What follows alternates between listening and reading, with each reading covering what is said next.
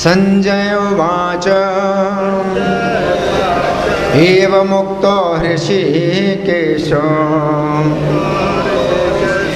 गुडाकेशेन भारत सेनयोरुभयोर्मध्ये स्थापयित्वा रथोत्तमम्। इस श्लोक को समझेंगे। भगवान कह रहे हैं, भगवान नहीं कह रहे हैं, क्षमा करिए, संजय कह रहे हैं। संजय कह रहे हैं एवं मुक्तो हृषीकेशो, ऐसा कहे जाने पर ऋषिकेश भगवान ने गुडाकेशेन, गुडाकेश के द्वारा कहा गया। गुडाकेश का मतलब अर्जुन और ऋषिकेश का मतलब कृष्ण। यहाँ पर दो नाम हैं, गुडाकेश और ऋषिकेश। हाँ, तो ऋषिकेश का मतलब है कृष्ण। तो एवं मुक्तो ऋषिकेशो, ऋषिकेश से कहा गया। किसके द्वारा कहा गया? गुडाकेशेन, गुडाकेश के द्वारा कहा गया। भारत, भारत, ये संजय कह रहे हैं भारत किसको? धृतराष्ट्र को, धृतराष्ट्र को भारत कह रहे हैं। सेनयोरुभयोर मध्य स्थापयित्वा रथोत्तमम्, दोनों सेनाओं के बीच में रथ को स्थापित करके। तो आगे भी जो वाक्य है वो आगे भी चल रहा है, लेकिन प्रभुपाद यहाँ पर तात्पर्य दे रहे हैं कुछ विशेष कारण से, नहीं तो अभी वाक्य पूरा नहीं हुआ कि भगवान ने दोनों सेनाओं के बीच में रथ को स्थापित करके क्या किया, वो तो आगे के श्लोक में आएगा क्या किया। लेकिन स्थापित्वा रथोत्तमम्, एक उत्तम रथ को स्थापित करके, है ना। तो हम सुनेंगे प्रभुपाद तात्पर्य में क्या लिखते हैं। श्रील प्रभुपाद की जय। इस श्लोक में अर्जुन को गुडाकेश कहा गया है। गुडाका का अर्थ है नींद, और जो नींद को जीत लेता है वह गुडाकेश है। गुडाका और ईश, गुडाकेश शब्द बनता है कैसे? गुडाका और ईश। गुडाका का मतलब क्या है? निद्रा। गुडाका का मतलब निद्रा, है ना। निद्रा में कभी गुड़ गुड़ गुड़ होता है ना, तो गुडाका का मतलब है जो गुड़ गुड़ गुड़ गुड़, हाँ, ये शब्द निकालती है, इसलिए गुडाका बोलते हैं। और ईश का मतलब है अर्जुन। अर्जुन ने नींद पर विजय प्राप्त की है ना। तो प्रभुपाद लिखते हैं गुडाका का अर्थ है नींद, और जो नींद को जीत लेता है वह गुडाकेश है। नींद का अर्थ अज्ञान भी है। अतः अर्जुन ने कृष्ण की मित्रता के कारण नींद और अज्ञान दोनों पर विजय प्राप्त की थी। निद्रा जो है, अज्ञान को भी निद्रा बोलते हैं। हाँ, कहते हैं कि तुम अज्ञान की निद्रा में सो रहे हो, है ना।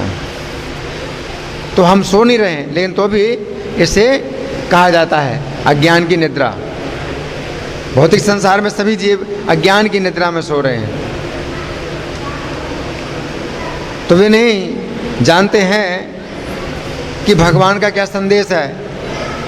भगवान ने हमें संदेश दिया है, मनुष्य का जीवन हमें किस लिए प्राप्त हुआ है। तो जो लोग इस बात को नहीं जानते हैं और मनुष्य के जीवन को बर्बाद कर रहे हैं, तो उनको क्या कहा जाता है कि नींद में अपना मनुष्य जीवन बर्बाद कर रहे हो। तो नींद तो नहीं है, जाग रहे हैं लोग, लेकिन तो भी उसको कहते हैं नींद। ये तुम्हारी नींद है। कौन सी नींद है? अज्ञान की नींद है। तो यहाँ पर प्रभुपाद लिखते हैं नींद का अर्थ अज्ञान भी है। अतः अर्जुन ने कृष्ण की मित्रता के कारण नींद और अज्ञान दोनों पर विजय प्राप्त की थी, है ना। तो मित्रता, अगर हमारी कृष्ण से मित्रता हो जाए तो अपने आप हमारी विजय हो जाएगी। निद्रा और अज्ञान से हमें विजय प्राप्त हो जाएगी। केवल हम कृष्ण से मित्रता बनाने का प्रयास करें। तो ये जो हरे कृष्ण आंदोलन है, ये इसीलिए है कि हमें कृष्ण से मित्रता बनानी है।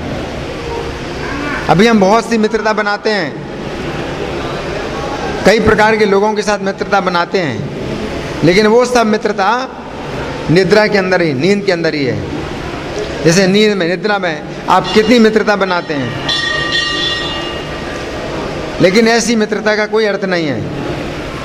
उसी प्रकार से इस भौतिक संसार में हम अज्ञान की नींद में अनेक प्रकार की मित्रताएं बनाते हैं, और कोई भी मित्रता रहती नहीं है, टूट जाती है। कोई भी मित्रता साथ में नहीं रहती है, रहती नहीं है, बदलती रहती है। किसी को मित्र बनाते हैं, फिर उससे मित्रता टूटती है तो दूसरे को, फिर तीसरे को, इस प्रकार से मित्रता हमारी बदलती रहती है। एक से दूसरा, दूसरे को छोड़ के तीसरा, तीसरे को छोड़ के चौथा, इस प्रकार से चलती रहती है। एकमात्र मित्रता हमारी किससे हो सकती है? कृष्ण से। अगर कृष्ण से हमारी मित्रता हो जाए तो फिर सबसे मित्रता हो जाएगी, तो फिर सबसे हमारी मित्रता हो जाएगी। लेकिन कृष्ण से मित्रता नहीं होती है तो किसी से भी मित्रता हमारी होती नहीं है। तो आगे प्रभुपाद लिखते हैं,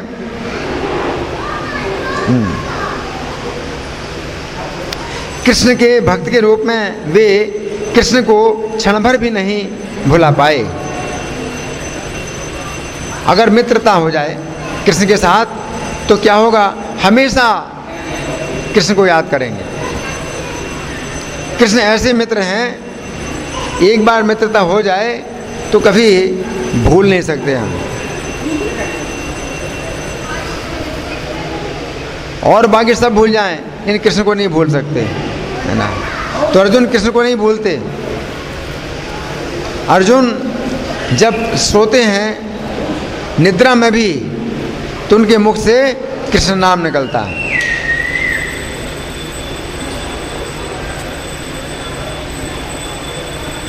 आगे प्रभुपाद लिखते हैं, यहाँ तक कि चलते अथवा सोते हुए भी कृष्ण के नाम, रूप, गुणों तथा लीलाओं के चिंतन से भक्त कभी मुक्त नहीं रह सकता। हाँ, ये कृष्ण की लीलाएं, नाम, रूप, गुण, लीला, ये कृष्ण की ऐसी हैं कि एक बार अगर आ जाए, मन में आ जाए तो फिर निकलती नहीं। बाकी तो हर चीज़ निकल जाती है दिमाग से। हाँ, कोई चीज़ दिमाग में रहती नहीं है, भूल जाते हैं, और बार बार याद करते हैं फिर भूल जाते हैं। एक बार कृष्ण अगर दिमाग में आ जाएं, उनका नाम आ जाए, रूप आ जाए, गुण लीला आ जाए तो वो नहीं निकलेंगे कभी।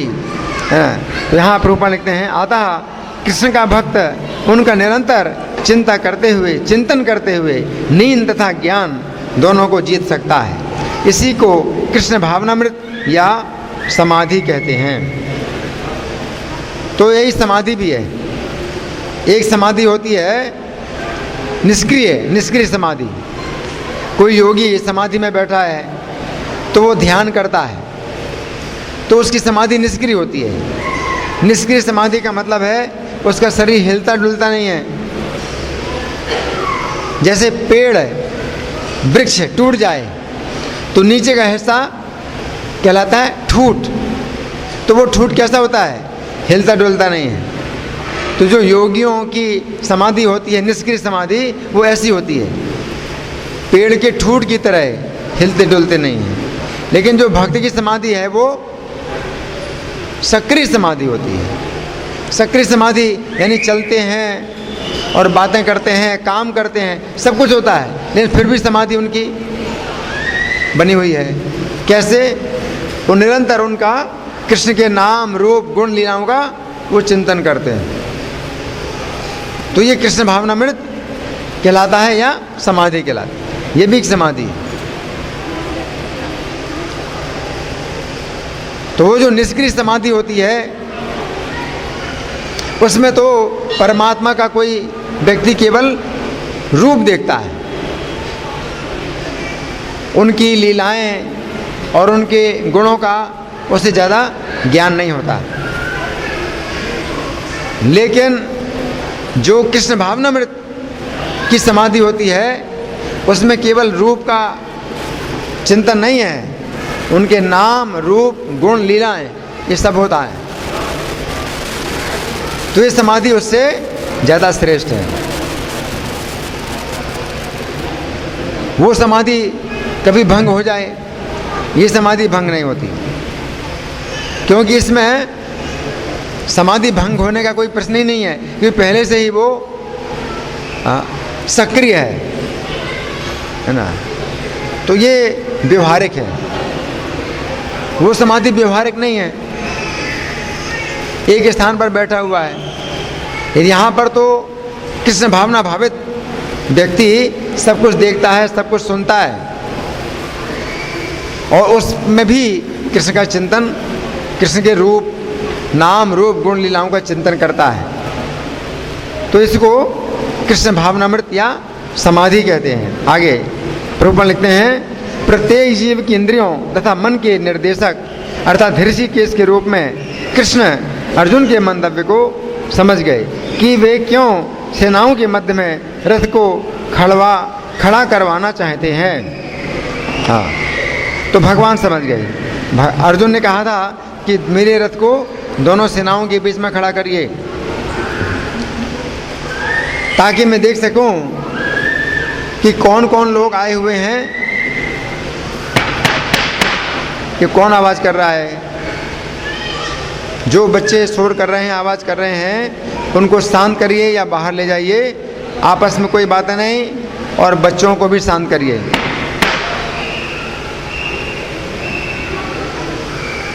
अतः उन्होंने वैसा ही किया, और फिर वे इस प्रकार बोले। वो अगले श्लोक में आएगा कि भगवान बोले, लेकिन अभी इस श्लोक में इतना आया है कि भगवान ने रथ को दोनों सेनाओं के बीच में खड़ा कर दिया। अब इस श्लोक पर जो श्री भगवान ने कहा, पुस्तक में हमने व्याख्या लिखी है, उसमें से कुछ बातें हम सुनेंगे, आप लोग बड़े ध्यान से सुनिए। तो पहली बात है, गुडाकेश, अर्जुन को यहाँ पर गुडाकेश कहा गया है, और प्रभुपाद ने समझाया कि गुडाकेश शब्द कैसे बना है, गुडाका और ईश। तो गुडाका का मतलब है निद्रा, और प्रभुपाद ने बताया निद्रा का अर्थ क्या है, अज्ञान भी है। लेकिन गुडाका के 3 अर्थ है, यहाँ पर बताए गए 3 अर्थ हैं। गुडाका के 3 अर्थ हैं। पहला अर्थ है आलस्य, गुडाका का अर्थ है आलस्य। अर्जुन ने आलस्य को जीत लिया है, अर्जुन को गुडाकेश कहा जाता है। इसका मतलब है कि उन्होंने आलस्य को जीत लिया है। और दूसरा है निद्रा, गुडाका का अर्थ निद्रा। तो ये तो बात बताई जा चुकी है कि अर्जुन ने निद्रा को जीत लिया। और तीसरा गुडाका का अर्थ है थकान। तो गुडाकेश का अर्थ है अर्जुन ने थकान को भी जीत लिया है। हमें जब थकान आती है तो हमें विश्राम करना पड़ता है। थकान को दूर करने के लिए हमें रेस्ट की ज़रूरत पड़ती है। थकान बहुत ज़रूरी है। जैसे अभी मैं विश्राम करके आया हूँ, अगर मैं विश्राम ना करूँ तो यहाँ पर भी थकान आएगी और मुझे नींद की बाधा आ सकती है। कई बार नींद की बाधा आती है, प्रवचन देते समय नींद की बाधा आती है, क्योंकि थकान है। लेकिन अर्जुन ने थकान को जीत लिया है ना।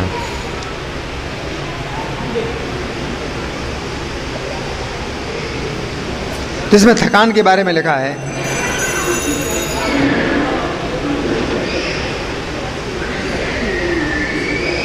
नहीं, सबसे पहले आलस्य की यहाँ पर चर्चा हुई। अर्जुन अपने बाल्यकाल में गुरु द्रोणाचार्य से जब शिक्षा प्राप्त कर रहे थे, अर्जुन कहाँ पर थे, द्रोणाचार्य के स्थान में। उन दिनों जब पढ़ाई होती थी तो बच्चे को गुरुकुल में रखा जाता था। घर छोड़ करके बच्चे कहाँ रहते थे, गुरुकुल में रहते थे। तो अर्जुन द्रोणाचार्य के ही पास रहते थे। उस समय उन्होंने आलस्य छोड़कर तत्परता के साथ अध्ययन किया। इसी कारण वे सभी कौरवों और पांडवों में सर्वश्रेष्ठ धनुर्धर बने।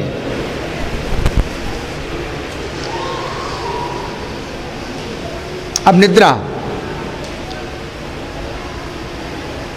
महाभारत के युद्ध के 13वें दिन अर्जुन ने जयद्रथ का वध किया था। अर्जुन ने जयद्रथ का वध किया था। महाभारत का युद्ध कितने दिन हुआ था? 18 दिन। 18 दिन युद्ध हुआ था महाभारत का। ये 13वां दिन अर्जुन ने क्या किया था? जयद्रथ का वध किया था।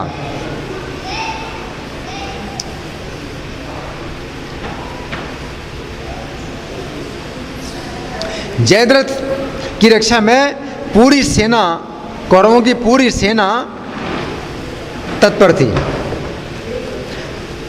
क्योंकि अर्जुन ने प्रतिज्ञा की कि इस सूर्यास्त से पहले मैं जयद्रथ का वध कर दूंगा, और अगर ना किया तो मैं अग्नि में प्रवेश कर जाऊंगा।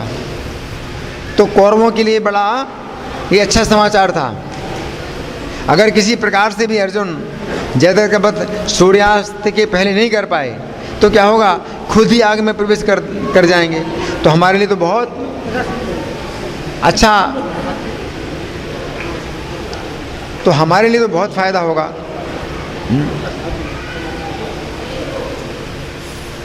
तो कौरवों ने पूरी कोशिश की जयद्रथ को हमेशा दूर रखने की। अर्जुन से जयद्रथ को दूर रखने में पूरी कौरव सेना लगी थी। तो अर्जुन के ऊपर बड़ा भार आ गया। जयद्रथ का वध करना है और सूर्यास्त से पहले करना है, और सूर्य अस्त होता जा रहा है, जयद्रथ को वध करना है। तो अर्जुन ने बड़ा भयानक युद्ध किया, 7 अक्षौणी सेना का वध कर दिया। कौरवों की कुल सेना थी 11 अक्षौणी। ये आज के दिन अर्जुन ने 7 अक्षौणी सेना का वध किया, और अंत में जयद्रथ का वध कर ही दिया। इसके बावजूद भी अर्जुन ने युद्ध का त्याग नहीं किया। अब जयद्रथ का वध करने के बाद भी युद्ध बंद नहीं किया। उस समय दुर्योधन ने अर्जुन को मार डालने के लिए रात्रि में अपनी सेना को पांडवों की सेना से युद्ध करने का आदेश दिया। दुर्योधन ने क्या सोचा? अर्जुन ने आज इतना युद्ध किया है तो अब तो थक गया हो जाए, तो रात में भी युद्ध घोषित कर दिया कि रात में युद्ध होगा। तो रात्रि का अंधकार दूर करने के लिए लाखों दीपकों और मसालों का प्रयोग हुआ था। उन दिनों तो सब ट्यूबलाइट नहीं थी ना, दीपक और मसाल जलाए गए। आधी रात के समय कौरवों पांडवों दोनों की सेनाओं के सैनिक नींद में भर गए। अब सबको नींद आ रही, युद्ध करने में बहुत कठिनाई हो रही है, और नींद में भरे हुए सैनिक लज्जा के कारण युद्ध को रोकने की बात नहीं कह पा रहे। जिनको नींद आ रही है तो वो नहीं बताते कि हमको नींद आ रही है, उनको लज्जा आती है बताने में। उस समय भी चूंकि अर्जुन की आंखों में नींद नहीं थी, अर्जुन ने दोनों सेनाओं के बीच में जाकर ऊंचे स्वर में कहा, योद्धाओं, इस समय तुम्हारे वाहन थक गए हैं, तुम लोग भी नींद से अंधे हो रहे हो, इसलिए यदि तुम्हें स्वीकार हो तो थोड़ी देर के लिए लड़ाई बंद कर दो और यहीं सो जाओ। अर्जुन ने कहा, जब नींद का वेग कम हो जाए और थकावट दूर हो जाए तो दोनों दलों के लोग पुनः युद्ध करेंगे। अभी क्या करो, यहीं सो जाओ, जहां पर हो वहीं पर सो जाओ, युद्ध बंद कर दो। तो अपने पक्ष के योद्धाओं को भी और शत्रु पक्ष के योद्धाओं को सबको जो है उन्होंने, अर्जुन ने ये आदेश दिया कि अगर आप लोगों को स्वीकार हो, मुझे तो नहीं। अर्जुन का कहना है कि मुझे तो कोई दिक्कत नहीं है, मैं तो युद्ध कर रहा हूँ, मुझे तो आलस्य नहीं है, मुझे तो निद्रा का कोई वेग नहीं है।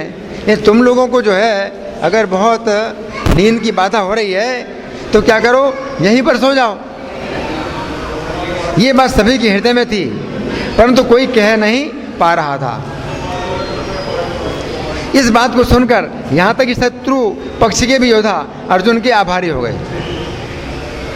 शत्रु पक्ष के योद्धा भी जो है अर्जुन के बहुत आभारी हुए और कहने लगे, हे अर्जुन, तुम सब जीवों पर दया करने की विधि जानते हो, तुमको पता है किस विधि से सबके ऊपर दया की जाए। नहीं तो अर्जुन को क्या है, अर्जुन कहते हैं मैं तो युद्ध कर रहा हूँ, आओ युद्ध करो। अर्जुन के अंदर दया है।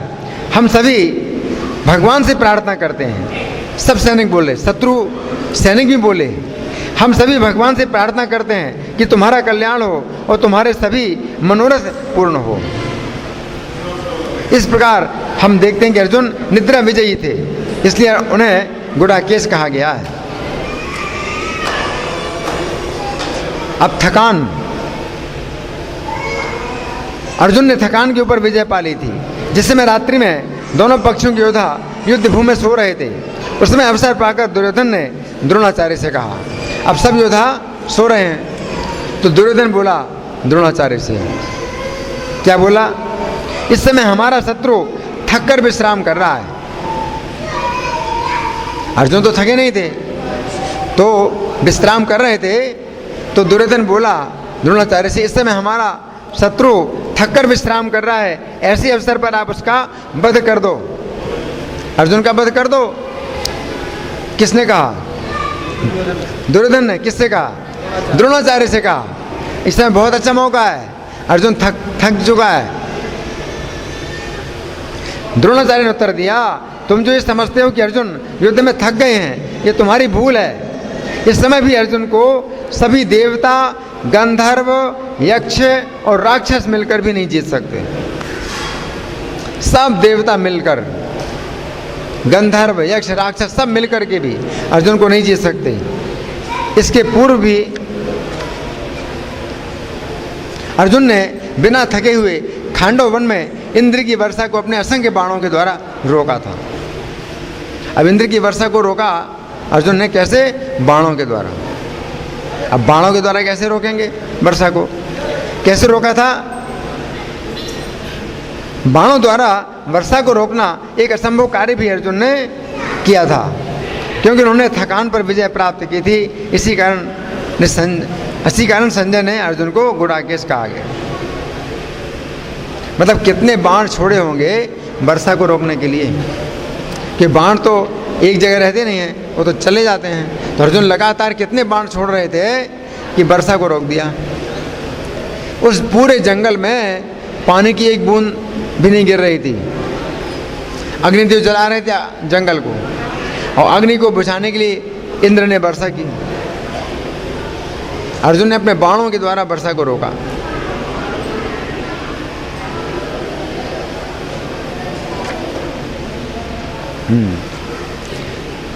इस श्लोक में अर्जुन को गुडाकेश और श्री कृष्ण को ऋषिकेश कहने का एक अन्य कारण भी है। गुडाकेश शब्द से सूचित होता है कि यदि हम पर अर्जुन की कृपा हो तो हम गुडाका अर्थात निद्रा या तमोगुण के प्रभाव से मुक्त हो सकते हैं। प्रकृति के 3 गुण हैं, कौन कौन से हैं, सतोगुण, रजोगुण, तमोगुण। तमोगुण सबसे ज़्यादा निकृष्ट है, निद्रा से बांधता है, निद्रा आलस्य से बांधता है तमोगुण। तो अर्जुन की अगर हमें कृपा हो तो हम तमोगुण से छूट सकते हैं, हाँ? तमोगुण से। इस प्रकार जब हम तमोगुण से आगे बढ़ते हैं तो रजोगुण आता है। रजोगुण में काम वासना के कारण हमारी इंद्रियां बहुत चंचल होती हैं। रजोगुण में काम, क्रोध, लोभ ये सब जो है बाधा डालते हैं। इस समय ऋषिकेश अर्थात श्री कृष्ण की यदि हम पर कृपा होती है तो हम अपनी इंद्रियों की चंचलता से मुक्त हो सकते हैं। ऋषिकेश, ऋषि का मतलब इंद्रियां और ईश का मतलब बस में करने वाले। तो अर्जुन गुडाकेश कहलाते हैं, निद्रा को बस में करने वाले यानी तमोगुण को बस में करने वाले। और श्री कृष्ण को ऋषिकेश कहा जाता है, इंद्रियों को बस में करने वाले, मतलब रजोगुण, रजोगुण को बस में करने वाले। इस प्रकार हम रजोगुण पर विजय प्राप्त कर सकते हैं। दूसरे शब्दों में अर्जुन और श्री कृष्ण हमें क्रमशः तमोगुण और रजोगुण के प्रभाव से मुक्त करते हैं। 4 अध्याय के 39वें श्लोक में कहा गया है, श्रद्धावान लभते ज्ञानम तत्परः संयते इंद्रियः। अर्थात यदि किसी व्यक्ति के अंदर शास्त्र के प्रति श्रद्धा हो, फिर ज्ञान प्राप्त करने के लिए वो जागरूक हो, उसके पश्चात यदि वो इंद्रियों को वश में करे तो वो ज्ञान प्राप्त कर सकता है। इससे पता चलता है कि व्यक्ति में शास्त्र के प्रति श्रद्धा होना आवश्यक है। उसके बाद वो अर्जुन की कृपा से तत्परता प्राप्त कर सकता है। तत्परा यानी आलस्य से छूट करके हम आ सकते हैं जागरूकता में, तत्परता में। तो श्रद्धा तो होनी आवश्यक है, लेकिन ज्ञान प्राप्त करने के लिए श्रद्धा के साथ साथ तत्परता और इंद्रिय संयम की भी आवश्यकता है। तो तत्परता कैसे आएगी? जब हम आलस्य से छूटेंगे अर्जुन की कृपा से।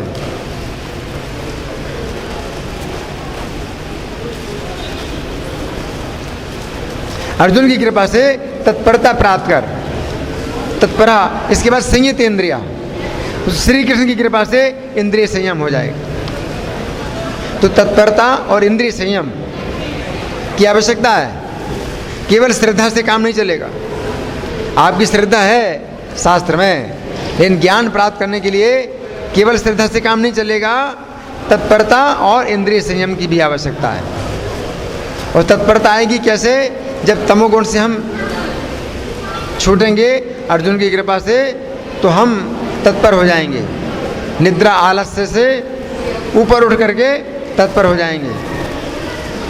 और तत्परता से भी काम नहीं चलेगा, इंद्रिय संयम की आवश्यकता है। और इंद्रिय संयम कैसे होगा? जब रजोगुण से हम मुक्त होंगे। तो ऋषिकेश कृष्ण को कहा जाता है इंद्रियों के स्वामी। तो हम इंद्रियों का संयम कर सकते हैं, रजोगुण से ऊपर उठ सकते हैं। तब कोई व्यक्ति भगवत गीता को समझ सकता है। भगवत गीता को समझने का अर्थ है श्री कृष्ण को समझना, और श्री कृष्ण को समझने का अर्थ है श्री कृष्ण की शरण ग्रहण करना। श्री कृष्ण की शरण ग्रहण करने का अर्थ है श्री कृष्ण के भक्तों के मार्गदर्शन में श्री कृष्ण की सेवा करना। और श्री कृष्ण की सेवा करने का अर्थ है जीवन को सफल करना। तो इस प्रकार से हम अपने जीवन को सफल कर सकते हैं। तो आज के श्लोक में हमने इतनी चर्चा की है। अब आप लोगों की ओर से कोई प्रश्न है या चर्चा? मैं प्रश्न करूं? आप करें।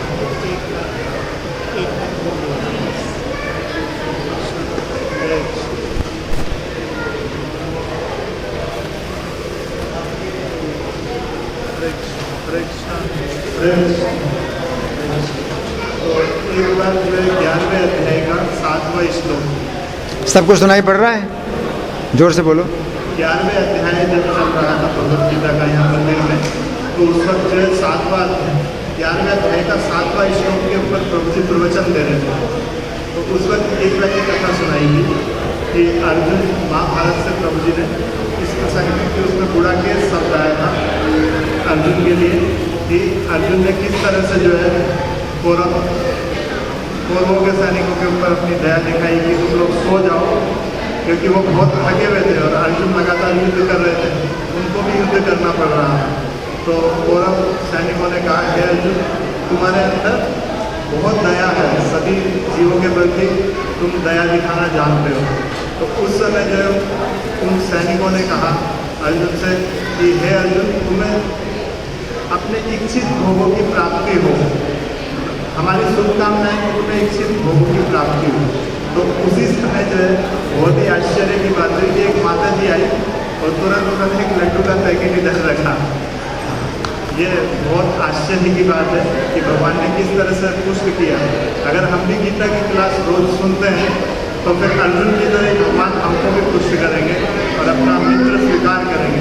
इसलिए गीता की क्लास का बहुत महत्व है, उसको सुनना चाहिए। भगवान खुद देखते हैं, जब उनका कोई संदेश सुनते हैं और प्रभु जी हमारे सामने आदर्श है कि किस तरह से वो सुनते हैं कि हम भी सुन सकते हैं। जैसे कि अभी बताया कि भक्तों की शरण ग्रहण करके जो है भगवान की सेवा करनी है।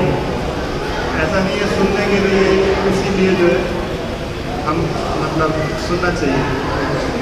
इन्होंने एक बड़ी अच्छी घटना याद दिलाई है कि उसको लिखा गया है और पुस्तक में वो छपी भी है, वो घटना, तारीख भी उसमें लिखी हुई है। किस तारीख को यहीं पर ही हमारा प्रवचन हो रहा था और 11वें अध्याय का जो है 7वां श्लोक था। न तो माम शक्य से दृष्टुम अनेनैव सुचक्षुषा दिव्यम ददामि ते चक्षु पश्चिमे योगमे मम देहे गुडाकेश या चान्य दृष्टुम इच्छसि। मम देहे गुडाकेश या चान्य दृष्टुम इच्छसि।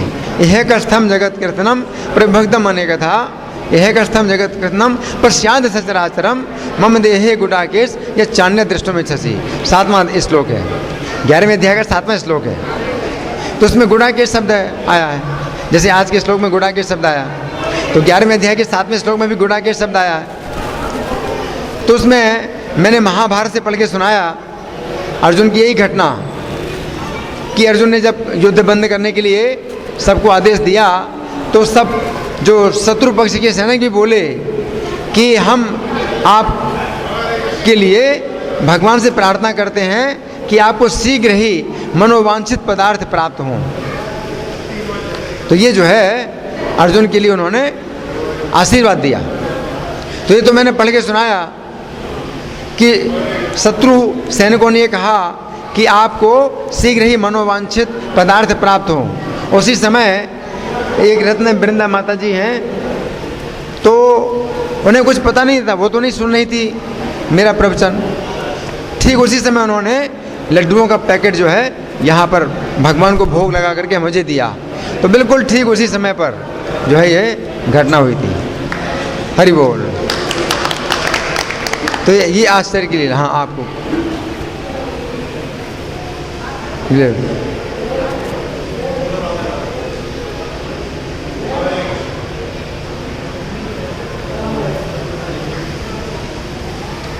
चालू है, चालू है, आप जोर से बोलिए।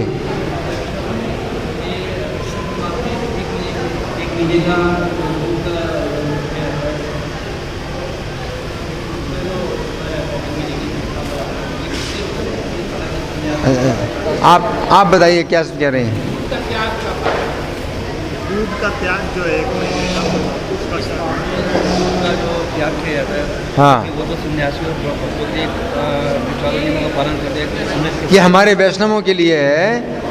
हम जो मंदिर में रहते हैं भक्त या और भी जो बाहर के भक्त हैं और नियमों का पालन करते हैं, कृष्ण भावनामृत के नियमों का पालन करते हैं, उनके लिए बताया गया है कि चतुर्मास का दूसरा महीना है जिसमें दूध का त्याग 1 महीने के लिए करना होता है। ये चतुर्मास के 4 महीनों की अलग अलग चीज़ें हैं जो त्याग करनी होती हैं। चतुर्मास का जो पहला महीना है उसमें दही का त्याग करना होता है, नहीं हरी सब्जी, हरे पत्तों वाली सब्जी का त्याग करना होता है।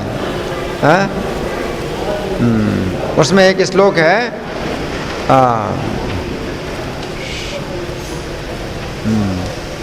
शाकम, उसमें श्रावणे वर्जेत शाकम, श्रावणे वर्जेत शाकम दधिम भाद्रपदे तथा दुग्धम आसुजी त्याज्यम कार्तिके द्विदलम तेजेत। हाँ, ये तीसरा महीना चल रहा है कार्तिक का। भाद्रपद जो है तीसरा महीना है, नहीं, भाद्रपद के बाद आश्विन, ये आश्विन महीना चल रहा है। तो इसमें दूध का त्याग है। पहला महीना है श्रावण का, उसमें हरे पत्तों वाली सब्जी का त्याग करना है। फिर दूसरा महीना है भाद्रपद का, उसमें दही का त्याग करना है। और तीसरा महीना है आश्विन का, इसमें दूध का त्याग करना है। और चौथा महीना है कार्तिक का, उसमें उड़द की दाल का त्याग करना है। तो 4 महीने चतुर्मास के इस प्रकार से बताए गए हैं। ठीक है, और कुछ? हाँ जी,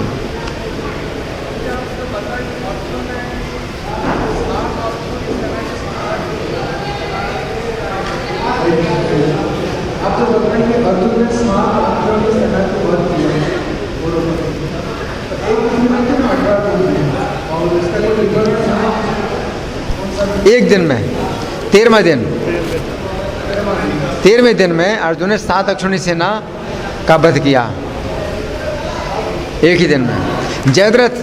जयद्रथ का वध करने के लिए अर्जुन ने प्रतिज्ञा की थी कि आज सूर्यास्त के पहले मैं जयद्रथ का वध अगर ना करूं तो अग्नि में प्रवेश कर जाऊंगा। तो दुर्योधन को बड़ा अच्छा अवसर मिला कि ये तो बहुत हमारे लिए खुशी की बात है, अर्जुन खुद ही अग्नि में प्रवेश कर जाएंगे तो हमारा बहुत बड़ा कंटक दूर हो जाएगा। तो बस किसी प्रकार से अर्जुन का जो है सूर्यास्त हो जाए। जयद्रथ की रक्षा के लिए पूरी सेना दुर्योधन ने लगा दी अर्जुन को युद्ध करने के लिए। तो अर्जुन जो है युद्ध में लगे रहे। तो 7 अक्षौहिणी सेना उनकी मार करके और अंत में जयद्रथ को मार ही डाला। सूर्यास्त के पहले ही अर्जुन ने जयद्रथ का वध कर ही दिया, है ना। ये आश्चर्य है।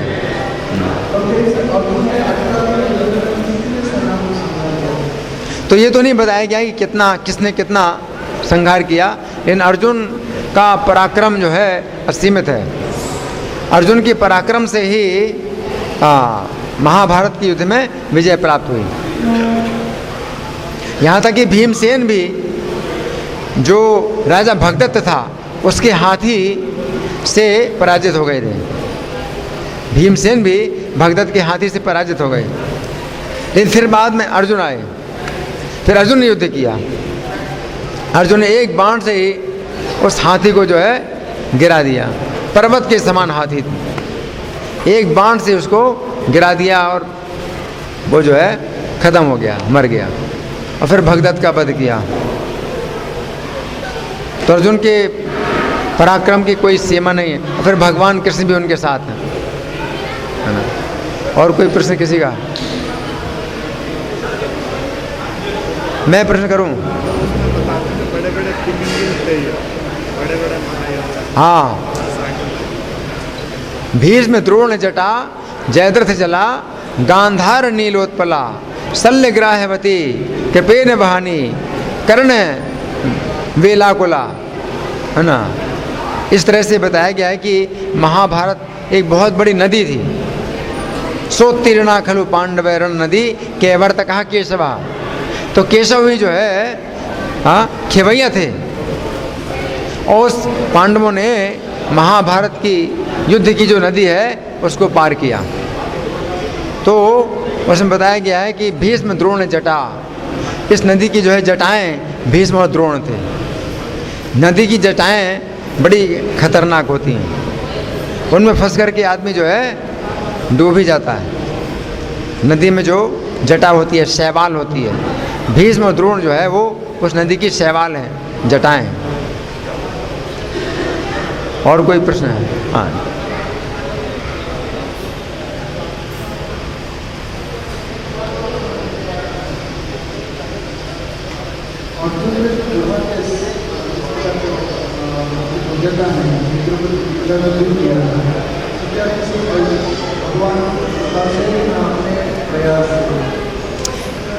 अर्जुन जो गुणाकेश हैं, जो बताया गया है कि उन्होंने निद्रा, थकान और आलस्य पर विजय प्राप्त की है। तो प्रभुपाद कहते हैं अर्जुन कृष्ण की मित्रता के कारण। तो अगर कृष्ण की मित्रता हमें प्राप्त हो जाए तो कृष्ण के गुण हमारे अंदर आ जाते हैं। 14वें अध्याय में भगवान कहते हैं इदम ज्ञानम उपाश्रित्य मम साधर्म्यम आगता। इस ज्ञान का आश्रय लेकर के व्यक्ति मेरी धर्मता को प्राप्त कर लेता है। तो कृष्ण जैसा धर्म उसका भी हो जाता है। तो अगर अर्जुन के अंदर कृष्ण जैसे गुण अगर आ जाएं तो क्या आश्चर्य है। कृष्ण के साथ उनका समान भाव रहता है। कृष्ण अर्जुन को अपने समान मानते हैं।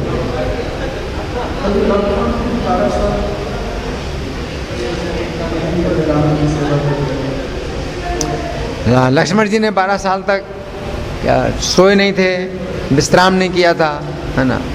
तो खैर वो तो विष्णु तत्व हैं, लक्ष्मण जी तो विष्णु तत्व हैं। चारों भाई विष्णु तत्व कहलाते हैं, तो वो तो अलग बात है। लेकिन अर्जुन एक जीव तत्व हैं, जीव तत्व हैं, लेकिन जीव तत्व भी भगवान से जुड़ करके उसके अंदर भगवान के गुण आ जाते हैं।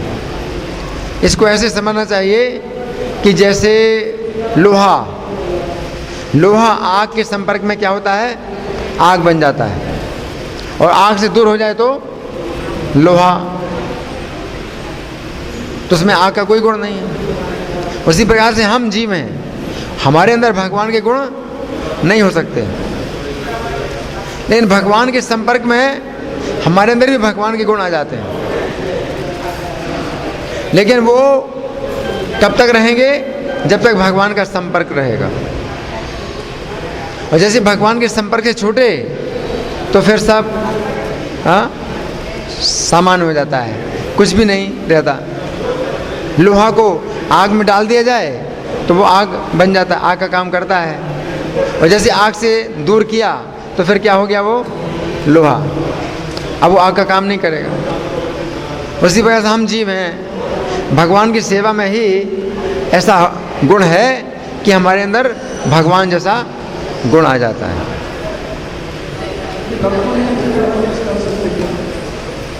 लक्ष्मण जी को गुड़ाकेश इसलिए नहीं कहा जाता है क्योंकि अगर वे भगवान के ही समान है, भगवान वो पहले से ही भगवान है ना, तो उनका भौतिक शरीर नहीं है, उनका शरीर भी सच्चिदानंद का बना हुआ है, आध्यात्मिक शरीर है। तो इसलिए भगवान में सभी गुण हैं, तो भगवान को गुड़ाकेश कहा जाए तो कोई आश्चर्य नहीं, भगवान को कहा जा सकता है। लक्ष्मण जी भगवान है ना।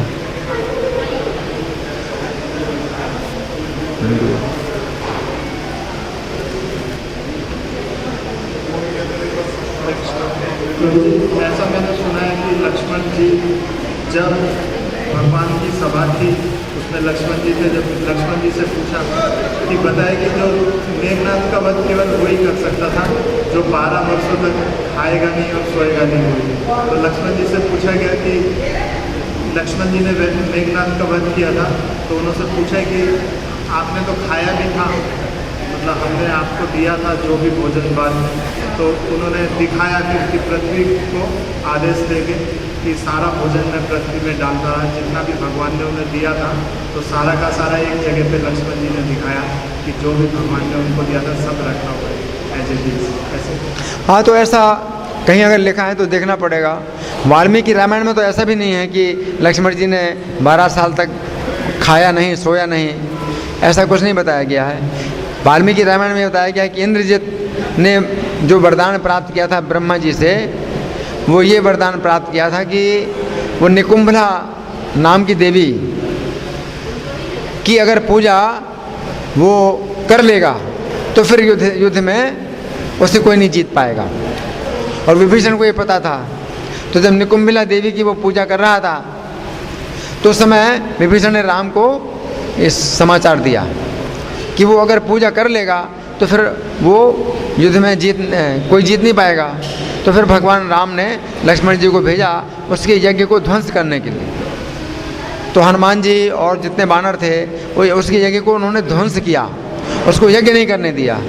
तब अर्जुन ने उसका जो है लक्ष्मण जी ने उसका वध किया था। तो इस प्रकार से अलग अलग रामायणों में बातें लिखी हैं। तो और कुछ किसी रामायण में अगर लिखा हुआ है तो देखना पड़ेगा कि कहाँ पर क्या लिखा हुआ है। वाल्मीकि रामायण में ये लिखा हुआ है। अच्छा, मैं प्रश्न कर रहा हूँ, हमने अंत में ये चर्चा की कि अर्जुन को गुड़ाकेश जो कहा गया है उसका जो है ज्ञान की प्राप्ति में क्या जो है उसका अर्थ है। ज्ञान की प्राप्ति के लिए बताया गया कि शास्त्रों में श्रद्धा होना चाहिए, लेकिन श्रद्धा पर्याप्त नहीं है। उसके लिए हमें निद्रा और आलस्य को जीतना होगा तत्पर होने के लिए, और फिर दूसरा इंद्रियों को संयम करना पड़ेगा, तब ज्ञान की प्राप्ति होगी। तो गुड़ाकेश जो अर्जुन है तो उसमें इनका इस नाम का क्या अर्थ है, कौन बताएगा?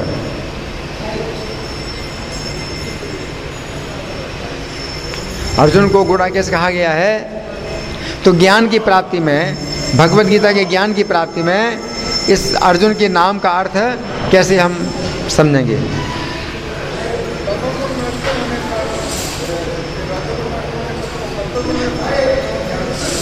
तत्परता प्राप्त करने के लिए हमें निद्रा आलस्य को जीतना होगा। तो वो अर्जुन गुड़ाकेश हैं, उनकी कृपा होगी तो निद्रा आलस्य को हम जीत करके तत्पर होंगे सुनने में। और फिर इतना पर्याप्त नहीं है, संयत इंद्रिय संयम के लिए ऋषि की कृपा, क्योंकि वो इंद्रियों के स्वामी। तो गुड़ाकेश के द्वारा हमें तत्परता मिलेगी निद्रा आलस्य पर विजय प्राप्त होकर के।